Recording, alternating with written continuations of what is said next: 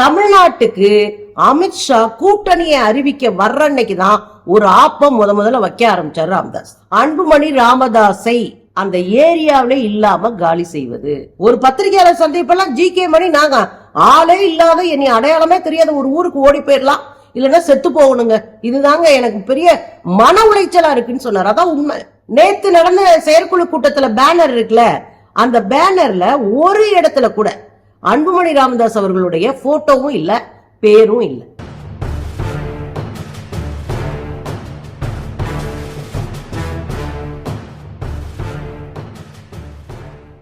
வணக்கம் தோழர்களே. தமிழ்நாட்டுல அரசியலா ஏராளமான பிரச்சனை இருக்குன்னா அன்புமணி ராமதாஸ் வீட்டுல அப்பனும் மகனுமே பிரச்சனையா இருக்கிறாங்க. ஒருத்தர் அடிச்சுக்கிட்டு ஒருத்தர் காயப்படுத்திட்டு கட்சியை ரெண்டா உடைச்சுக்கிட்டு நிக்கிறாங்க. இந்த சூழ்நிலையில தான் நேத்து ஒரு பெரிய ஆப்பா சுருகி விட்டுருக்காரு அன்புமணிக்கு ராமதாஸ் அவர்கள். ராமதாஸ் அவர்கள் என்ன செஞ்சாரு அப்படின்னா, மகனை இறக்கி நான் அசிங்கப்பட்டது போதும், என் மகளை இறக்கி நான் அடிச்சு காட்டுறேன் அப்படின்னு தன் மூத்த மகள் ஸ்ரீகாந்திய களம் இறக்கி மேடையில ஏத்தி நேத்து அதிர விட்டுருக்காரு. பாமக ரெண்டா உடைஞ்சது மட்டும் இல்ல, கடுமையான வேலைகளை செய்யறாங்க. கடந்த ஒரு வருஷமாவே ஏதேதோ நடந்தது. பொதுக்குழு கூட்டத்துல மைக்க விசிறி அடிச்ச அன்புமணி, அவங்க அப்பா பேசிட்டு இருக்கும் போதே மைக்க பிடிங்க, அவரு நான் பனையூர்ல ஒரு அலுவலகம் திறந்துட்டேன், எல்லாரும் அங்கே வாங்க அப்படின்னு சொல்லி அழைத்தது உட்பட ஏராளமானதை நம்ம பார்த்துட்டு இருக்கோம். இதுல என்ன பிரச்சனை அப்படின்னா, கட்சியை காப்பாத்துன்ற நோக்கம்லாம் கிடையாது, அதிகாரம் தான் எனக்கு வேணும், கட்சியினுடைய தலைமை பொறுப்பை யார் தக்க வைத்துக் கொள்வதுன்ற அதிகார போட்டி இப்ப ஓடிக்கிட்டு இருக்கு. மகனை நம்பி கொடுத்துட்டாரு மருத்துவர், ஆனா அந்த முடிவெடுக்கிற ஆற்றல்ன்றவரா மகன் இருக்கிறாரே அப்படின்ற கோபம் ராமதாஸ்க்கு இருக்கு. அதுலயும் பாத்தீங்கன்னா, அப்பா கொஞ்சம் பேரத்தை சேர்க்கிறாரு, கொஞ்சம் பேரத்தை நீக்கிறாரு, மகன் கொஞ்சம் பேரை சேர்க்கிறாரு, கொஞ்சம் பேரை நீக்கிறாரு, ஆளும் பேருமா நீக்கிக்கிட்டு ஜேத்துக்கிட்டுமா இருக்கிற மாதிரி இருக்கு. இதுல கட்சியில இருக்கிற பலருக்கு ஹார்ட் அட்டாக்கே வந்துருச்சு. ஐயோ, அப்பா பிள்ளையிட்டு சிக்கிக்கிட்டு நம்ம செத்துற கூடாதுன்னு ஓடி போய் ஜி.கே. மணியெல்லாம் ஆஸ்பத்திரியே படுத்துட்டாரு, பலரும் ஆஸ்பத்திரி படுத்துட்டாங்க. உண்மையிலே நெஞ்சு வலி கூட வந்திருக்கும், டார்ச்சரா இருந்துச்சு. தைலாபுரத்துக்கு ஆளுக்காலு போக ஆரம்பிச்சுட்டாங்க. பாஜக புரோக்கர் ஆடிட்டர் குருமூர்த்தி அவர் போய் ஒரு 3 மணி நேரம் எல்லாம் போய் சந்திச்சுட்டு வராரு ஐயா இவர ராமதாஸ் அவர்களை. அந்த ஆளுக்கு என்ன வந்துச்சான்? ஏன் அப்படின்னா, தமிழ்நாட்டுக்கு அமித்ஷா கூட்டணியை அறிவிக்க வர்ற அன்னைக்குதான் ஒரு ஆப்பம் முதல்ல வைக்க ஆரம்பிச்சாரு ராமதாஸ். தமிழ்நாட்டுக்கு அமித்ஷா என்டிஏ கூட்டணியை அறிவிக்கிறதுக்கு முதல் நாள் அன்புமணி ராமதாஸ் தலைமை பொறுப்பில் இல்லை என்று அறிவித்தார். எதுக்குன்னா, தலைவர் தான் முடிவெடுப்பார், எந்த கூட்டணியில போய் சேரணும், யாரு கூட இருக்கணும்னு முடிவெடுப்பாரு. ஆனா மீண்டும் மீண்டும் பாஜகவோடு சேர்வது பாமகவை மொத்தமா காலி செஞ்சிரும் என்பதால் இவர் இப்படி ஒரு முடிவெடுத்ததா சொல்லப்படுது. இதுல என்னன்னா, அவர் திராவிட கட்சிகளோட இருந்தோம்னா நமக்கு சேஃப், தமிழ்நாடு திராவிட கட்சிகளோட இருக்கிறதா சேஃப். நம்ம இவங்களோட சேர்ந்தோம்னா ஒட்டுமொத்த தமிழ்நாட்டுக்குள்ள நம்ம காணாம போயிருவோம் அப்படின்றத கடந்த கால தேர்தல்கள் ராமதாஸ்க்கு உணர்த்தி இருக்கு. அதனால அவர் என்ன நினைக்கிறாரு, ஐயோ பாஜக சங்கிப்பயில வேணாம்ப்பா, நம்ம இருக்கிறதையும் காலி பண்ணி ஒண்ணு இல்லாம போயிருவோம் அப்படின்னு பயப்படுறாரு. அதனால அவர் அமித்ஷா வர்ற அன்னைக்கு இவர் பதவியை காலி பண்ணல இருந்து ஆரம்பிச்சிச்சு தீவிரமான மல்லுக்கட்டு சண்டை. இதுல என்ன அப்படின்னா, கடைசியில நேத்து செயற்குழு கூட்டம் நடந்திருக்கு. நேத்து செயற்குழு கூட்டம் இதுல திண்டிவனத்துல நடந்திருக்கு. அதுல எல்லா தலைகள், அதாவது ரொம்ப நாளா மருத்துவர் ராமதாஸோடையே பயணப்பட்ட, அவருக்காக ரொம்ப விசுவாசமா இருக்கிற, அவரோட உழைக்க தயாரா இருக்கிற பழைய ஆட்கள் எல்லாம் மொத்தமா வன்னியர் சங்க தலைவர் உட்பட, தீரன் உட்பட, ஜி.கே. மணி உட்பட, அருள் உட்பட, இப்படி ஏராளமான எல்லாரும் அங்க செயற்குழு கூட்டத்துல கலந்துருக்கிறாங்க. 500க்கும் மேற்பட்டோர் பாமக கட்சியினர் அந்த செயற்குழு கூட்டத்துல கலந்துக்கிட்டாங்க. அந்த செயற்குழு கூட்டத்துல 22 தீர்மானங்கள் நிறைவேற்றப்பட்டிருக்கு. அதுல ரொம்ப முக்கியமான தீர்மானம் என்ன அப்படின்னா, அன்புமணி ராமதாஸை அந்த ஏரியாவில இல்லாம காலி செய்வது, முடிவெடுக்கிற அதிகாரத்தை ஐயா மருத்துவர் ராமதாஸ் கொடுப்பது என்று தீர்மானிக்கப்பட்டிருக்கு. இதெல்லாம் விட பிரமாதம் என்ன அப்படின்னா, தன் மகள், மூத்த மகள், அவங்கள செயற்குழு கூட்டத்துக்கு வரவழைத்திருக்கிறார் மருத்துவர். எதுக்குயா அப்படின்னா, அவங்கள கூட்டிட்டு மேடையிலையும் உட்கார வச்சாச்சு. மேடையில உட்கார வச்சுட்டாங்க. நேத்து ஸ்ரீகாந்தி அப்படின்னு அவங்களுடைய மூத்த மகள், அவங்கள கூட்டிட்டு மேடையில உட்கார வச்சு நேத்து செயற்குழு கூட்டத்துல அவங்கள அறிமுகமும் படுத்தி இருக்கிறாங்க. அதுல அருள் அவங்கள அறிமுகப்படுத்தி பேசினதுல, எம்எல்ஏ அருள், உங்களுக்கு தெரியும், அவர் தான் இப்ப ஒரு வாரமா பேசு பொருள் ஆயிட்டு இருக்காரு.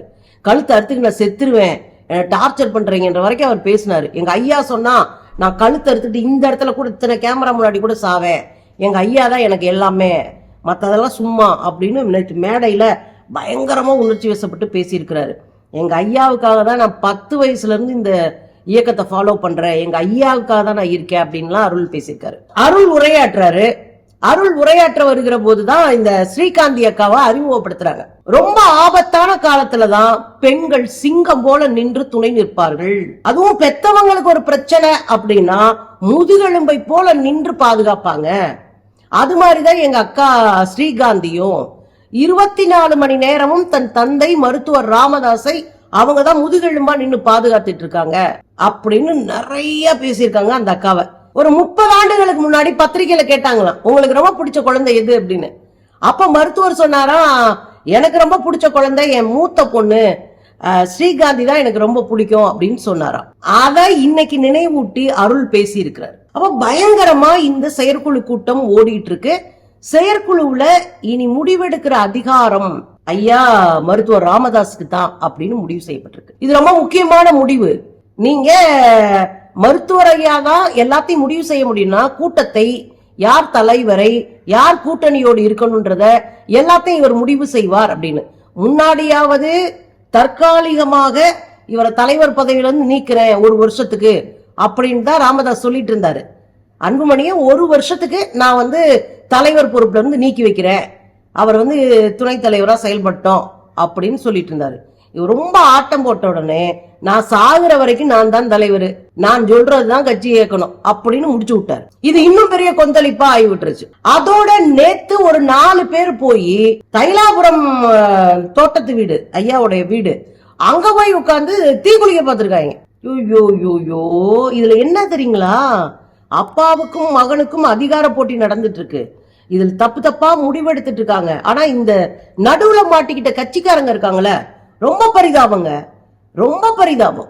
நடுவுல மாட்டிக்கிட்ட கட்சிக்காரங்க எந்த பக்கம் போறது, எந்த பக்கம் போனா நல்லா இருக்கும், அல்லது எந்த பக்கம் இருந்தா சேஃபா இருக்கலாம், எந்த பக்கம் போனா நிம்மதியா இருக்கலாம்னு நினைக்கிற அளவுக்கு ஆயிப்போச்சு. ஒரு பத்திரிகையாளர் சந்திப்பெல்லாம் ஜி.கே. மணி நாங்க ஆளே இல்லாத என்னை அடையாளமே தெரியாத ஒரு ஊருக்கு ஓடி போயிடலாம், இல்லைன்னா செத்து போகணுங்க, இதுதாங்க எனக்கு பெரிய மன உளைச்சலா இருக்குன்னு சொன்னார். அதான் உண்மை, அது உண்மைங்க. ஒரு அதிகாரத்துல இருக்கக்கூடிய அப்பா மகங்க 2 பேருடைய சண்டையில அவங்களுக்கு அடுத்து இருக்கிற தலைவர்கள் பெரிய மன உளைச்சலுக்கால அவங்க. ஜி.கே. மணி ஆஸ்பத்திரியில போய் கிடந்தாரே எதுக்கு, அது இதுதான் நடக்கும் அப்படின்னு நமக்கு தெரியும். ஆனா இப்போ ஒரு முக்கியமான முடிவெடுத்து தன் மகளை இறக்கி விட்டுருக்காங்க. இதுல கூடுதல் ஒரு குறிப்பு இருக்குங்க. நேத்து நடந்த செயற்குழு கூட்டத்துல பேனர் இருக்குல்ல, அந்த பேனர்ல ஒரு இடத்துல கூட அன்புமணி ராமதாஸ் அவர்களுடைய போட்டோவும் இல்ல, பேரும் இல்ல. அப்படி நிராகரிக்கப்படுகிறார் அன்புமணி. இப்படியே நீங்க இந்த பக்கம் வந்தீங்கன்னா பனையூர்ல போய் உட்கார்ந்துகிட்டு அன்புமணி ஒரு சின்ன கூட்டத்தை கூட்டிட்டு நான் தான் தலைவர், தேர்தல் ஆணையம் அங்கீகரித்த தலைவர் நான் தான், நான் கையெழுத்து போட்டாதான் செல்லும், சட்ட ரீதியா நான் தான் தலைவர் அப்படின்னு பேசுனதையும் நம்ம பார்த்தோம். ஒண்ணு புரியுது, இந்த அரசியல் கட்சியா இருந்தாலும் சரி, குடும்பமா இருந்தாலும் சரி, சொத்து சுகம் யாரு கொடுக்கணும்னா ஆம்பளை பிள்ளைகளுக்கு தாங்க கொடுக்கணும். வீடு வாச சொத்து சுகம்லாம் ஆம்பளை பிள்ளைகளுக்கு. பொம்பளைங்களுக்கு வெறும் நகையை போட்டு ஒரு தோடு மூக்குத்தி கொலுசு நகை போட்டு கட்டி கொடுத்துட்டு பண்டவாதத்தை ஏற்றி விட்டோம்னா அதோட முடிஞ்சு நம்ம நினைக்கிறோம். கட்சிகளும் அதை நோக்கி தான் போகுது.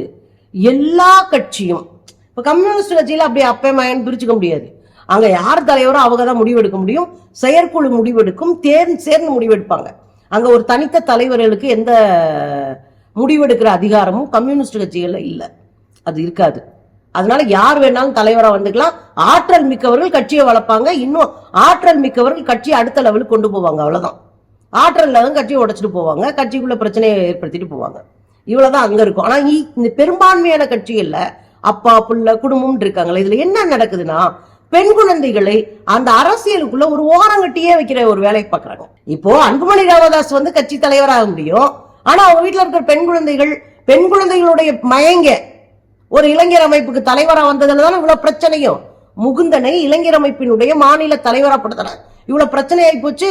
தன் மகளினுடைய மகன், அதாவது பேரனை கொண்டு நிறுத்தினதான் பிரச்சனையாவே ஆயிப்போச்சு. ஆனா இவர் மனைவியை கேண்டிடேட்டா நிறுத்துவாரு. எதுல 2024 இதுல பார்லிமெண்ட் தேர்தல்ல கொண்டு வந்து கேண்டிடேட்டா நிறுத்துவாரு. அப்புறம் இவர் கூட்டம் நடத்தினாருன்னா இவருடைய பிள்ளைங்க பொண்டாட்டி அத்தனை பேரும் அங்க வந்து உட்கார்ந்து இருப்பாங்க. ஆனா இவங்க எல்லாம் வரலாம். ஏன்னா மகனுக்கு தானே அடுத்த சொத்து அதிகாரம், மகள்களுக்கு கிடையாதுல்ல. இதெல்லாம் உடைக்கணுங்க.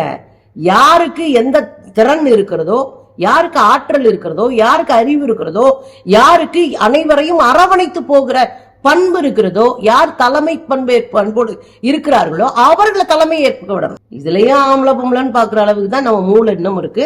ஆனா நம்ம பகுத்தறிவாதிகள் நம்புறோம் இல்லையா?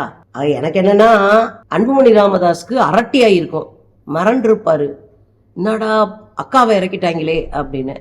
என்ன நடக்குதுன்னு தான் பாப்போமே.